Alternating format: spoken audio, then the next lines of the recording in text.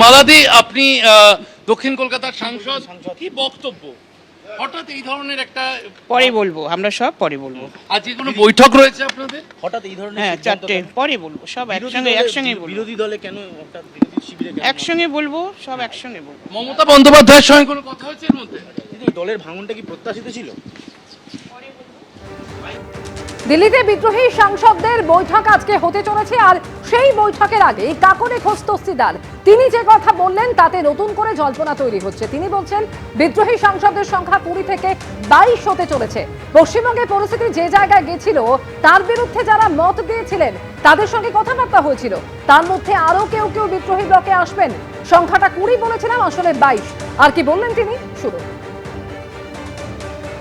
हमारा कोई डिमांड नहीं है। डिमांड क्या होगा? डिमांड देश का अच्छा करना, देश के लिए काम करना, वही है। যারা যারা এই পশ্চিমবাংলার বর্তমান পরিস্থিতি গত 4-5 বছর বিশেষ করে যে জায়গায় গিয়েছিল তার বিরুদ্ধে যারা মত দিচ্ছিলেন তাদের সঙ্গে কথাবার্তা হয়েছিল, এবং তার মধ্যে আরও আছে, ধরে নিন আরও 2-1 আসবেন। আমি যেটা 20 বলেছিলাম সেটা আসলে 22, সুতরাং আমাদের অপেক্ষা করতে হবে। অর্থাৎ বিদ্রোহী ব্লকে যেখানে গতকালই মমতা বন্দ্যোপাধ্যায় ঘনিষ্ঠ সুদীপ বন্দ্যোপাধ্যায় তিনি নাম লিখিয়েছেন, তাহলে কি এই যে তৃণমূলের সংসদীয় দলের যে বিদ্রোহী ব্লক তার নেতা হতে চলেছেন সুদীপ বন্দ্যোপাধ্যায়? আগামীকাল স্পিকারের সঙ্গে তারা দেখা করবেন, সেখানেই কি পৃথক ব্লকের দাবি জানাতে চলেছেন এই বিদ্রোহী ব্লক? কারণ আজকে কিন্তু ইতিমধ্যেই দিল্লিতে তৃণমূলের বিদ্রোহী ব্লকের বৈঠক রয়েছেন। একে একে সাংসদরা তারা কলকাতা বিমানবন্দর থেকে এই বৈঠকে যোগ দেওয়ার জন্য রওনা দিচ্ছেন।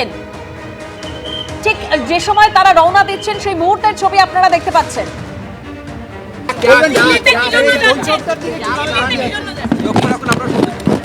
আপনার লক্ষ্য রাখুন, সবটা দেখতে পাবেন একটু পরে। একটু দেরি হয়েছে।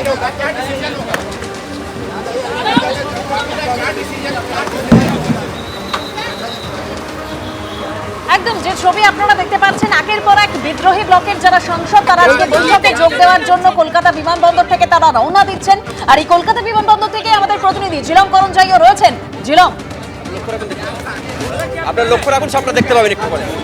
একদমই, আমি যেখানে দাঁড়িয়ে রয়েছি আমার ঠিক পেছনের যে গেটটা দেখতে পাচ্ছ, এই গেটে থেকে আমরা সকালে দেখলাম যে একে একে তৃণমূলের যে সাংসদ তারা যাচ্ছেন। গেট 3C সকালবেলায় আমরা দেখলাম এখান থেকে মালা রায়, কাকলি ঘোষ দস্তিদার, দেব, সায়নী, জুন মালিয়া, তারপরে শর্মিলা সরকার, একে একে প্রত্যেকে গেলেন।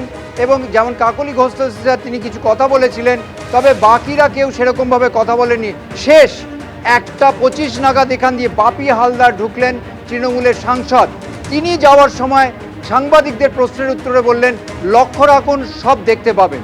তিনি যে এসছেন তার ফ্লাইট ডিপার্ট করার সময় ছিল 1:18, কিন্তু যেহেতু তার আসতে দেরি হচ্ছিল আমরা দেখলাম যে তার জন্য গেট বন্ধ করা হয়নি। এখানে সব যে বিমানবন্দরের যে কর্মী, তাদের যে ফ্লাইটের ইন্ডিগোর কর্মী, তারা এসে গিয়েছিলেন।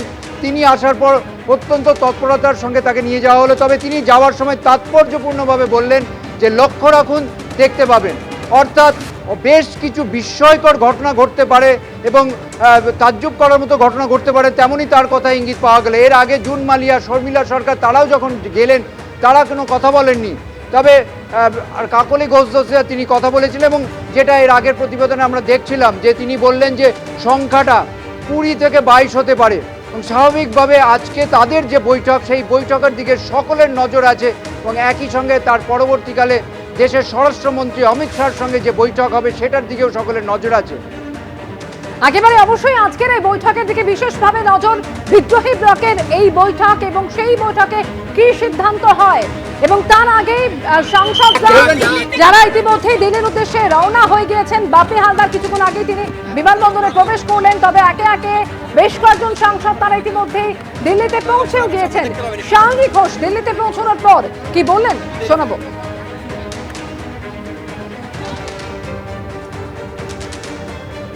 सयोनी जी क्या कहेंगी? मैं बोल दूंगी जो कहना है मुझे। क्या कुछ कहना चाहती है, कुछ तो बताइए। कहना है, जब बोलने का वक्त आएगा तब कह देंगे। सयोनी जी बागी विधायकों में शामिल हो गई है।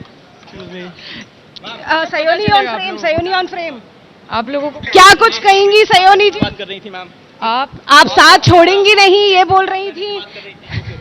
मैं चड्डा नहीं हूँ ये बोल रही। आपको जवाब नहीं दूंगी, मैं जवाब सिर्फ अपने क्षेत्र के लोगों को दूंगी। ये लोग आपकी बात सुन रहे हैं सयोनी जी, ये आवाज आपके लोगों तक पहुंच रही है क्या कुछ?